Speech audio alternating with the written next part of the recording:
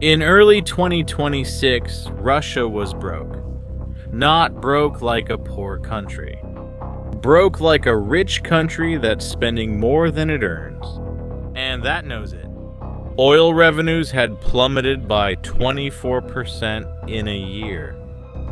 The Kremlin's emergency fund had less than half of what it had before the war.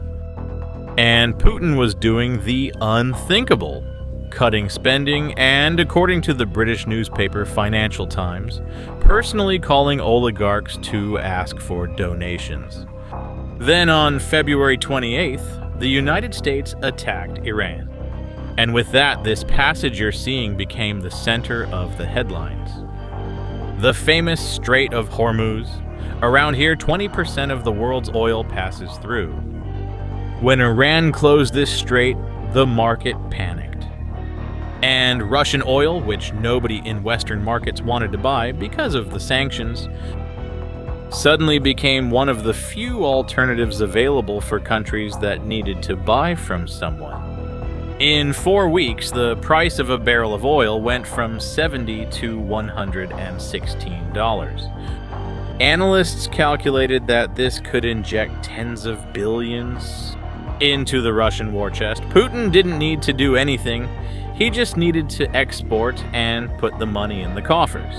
And then Ukraine chose exactly that moment to do something that Putin never imagined was possible. But to understand what happened, you first need to understand how Russia reached this point of vulnerability. Because this isn't one of those explosion videos you see around. It's an analysis of what's behind them. The story of how a weaker country found the financial heart of a stronger country and decided to squeeze. See, Russia was selling its oil at a huge discount to China, India, and Turkey, the only countries that were still willing to buy. In December 2025, a barrel of Russian oil were sold for less than $40. The budget had been planned for $59. The difference came from the country's emergency reserve, which had shrunk from $113 billion before the war to $52 billion. Meanwhile, military spending reached almost $200 billion per year. The numbers didn't add up. That's when the most powerful man in Europe started passing the hat, asking for money. And that raises a question that will guide this entire video. Stop and think. Is there any way for a smaller country to force a nuclear power to back down without having a large enough army, air force, or navy? Keep that question in mind. We will reveal the answer in a moment. And it was in this scenario that the war in the Middle East changed everything overnight. The closure of the Strait of Hormuz took about 20% of all the world's oil off the market. The panic was immediate. Prices skyrocketed. And Russia, which was selling its oil at a discount because of the sanctions, suddenly became one of the countries that profited the most from the crisis. On top of that, the United States itself temporarily eased sanctions on Russian oil to try to calm global prices. Think about what that meant for Putin. The same country that funds Ukraine was, at the same time, paving the way for Russian oil to enrich the Kremlin. An absurd contradiction. But that was the reality in March of 2026. 26. Putin had a window of opportunity. Narrow, but real. He just needed to export. Meanwhile, Ukraine was watching. And it had spent 2 years building exactly the kind of weapon capable of closing that window. You see, since 2024, Ukraine had been carrying out an organized campaign against Russian energy infrastructure. It wasn't improvised. It was strategy. If you can't defeat the enemy on the battlefield before running out of resources, attack their source of funding. In just 2025, there were 120 attacks. But there was a problem. The most valuable targets were located hundreds of kilometers inside Russian territory, out of range of the drones available at the time. So Ukraine built a new one. The Luti, which means fierce in Ukrainian, is an attack drone developed by the country itself. It has a confirmed range of over 1,700 kilometers. And Ukrainian sources claim that lighter versions can reach 2,000 kilometers. It carries an explosive payload of 50 to 75 kilograms and uses artificial intelligence for autonomous navigation. This last detail is crucial because it doesn't rely on a radio signal to be guided. It already knows where it's going before takeoff. And that's exactly what makes Russian electronic warfare systems much less effective against it. Because these systems were built to jam signals, not to take down targets that fly without any signal at all. In February 2026, a Ukrainian drone traveled 1,700 kilometers in a straight line and hit a Lukoil refinery in the Komi Republic. Вот летит. Еще в НПЗ. Almost reaching the Urals. It was the longest-range confirmed drone attack of the entire war. Before that, the record was 1,500 kilometers. Before that, 1,000. The range increased every month. But here's something that few people know. Think for a second.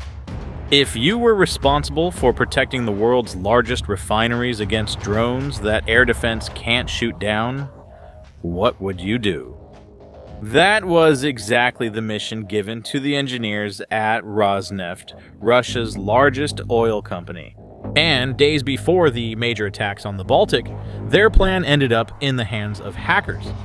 It was published by an American intelligence company called Dallas Analytics. And what it revealed was devastating for the Kremlin's image. The presentation listed 8 models of physical barriers that Rosneft was building around its refineries. Steel cable nets, construction scaffolding, stacked cargo containers, crane sections, and the most absurd of all, smoke curtains to hide the refineries from drone view. But there's a very important detail here that they didn't consider.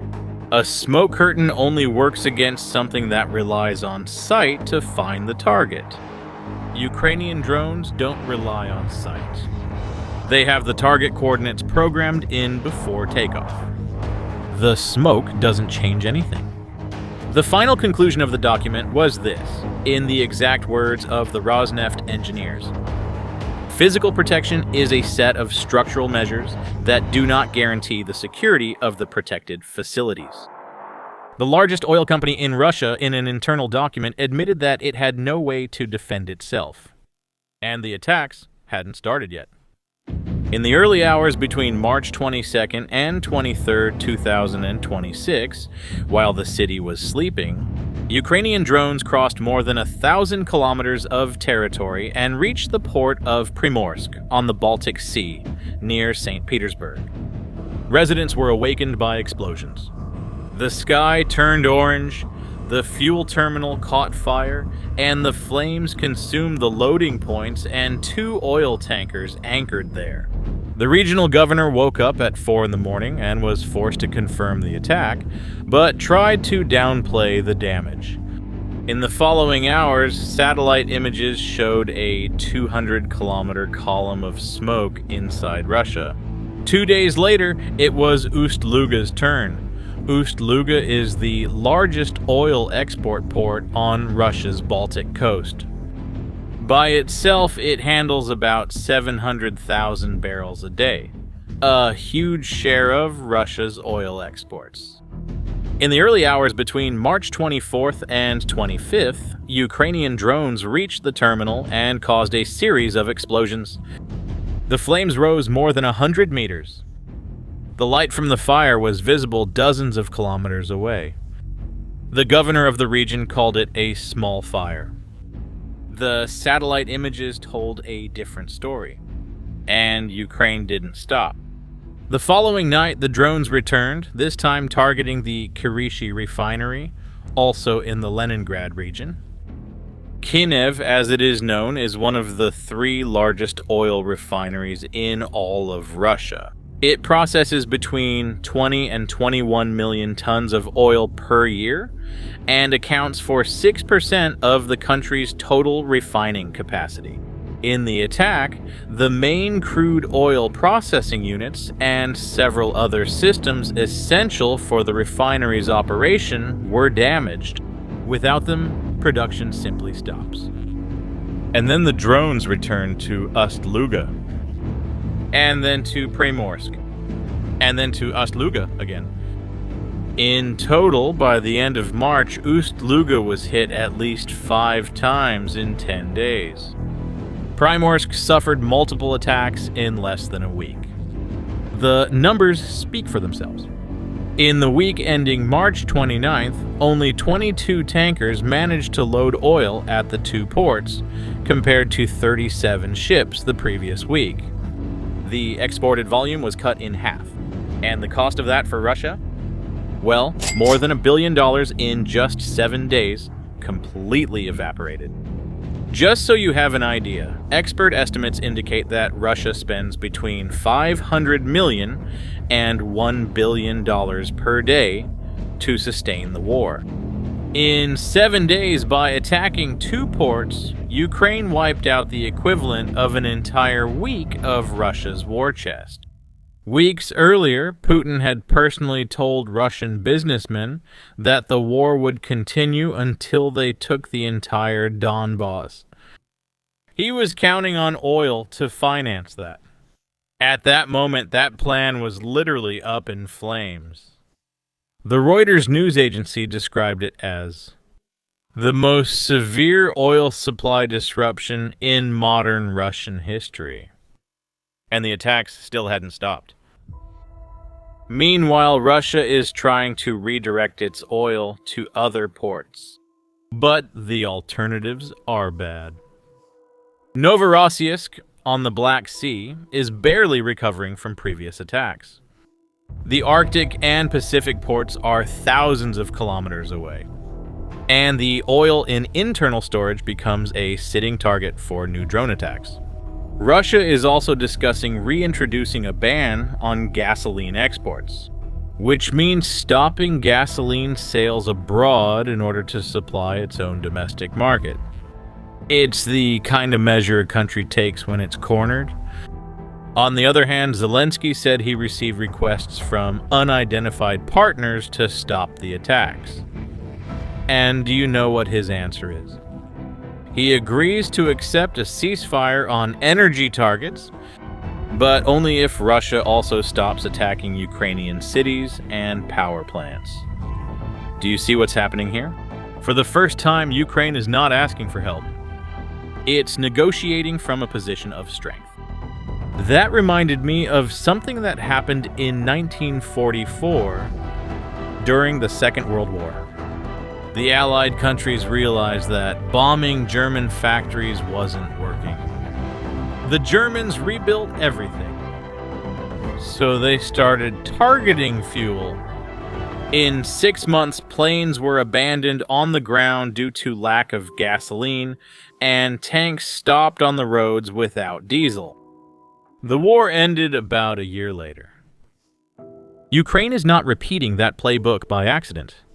It's following a logic that history has already proven to work. An army without fuel doesn't move forward. A war without money doesn't last. The Allies took years to figure that out. Ukraine applied the same logic, with drones costing $200,000 each. Remember the question from earlier? Is there any way for a smaller country to force a nuclear power to back down? Well, that question is being answered right now, in real time, in the Baltic Sea.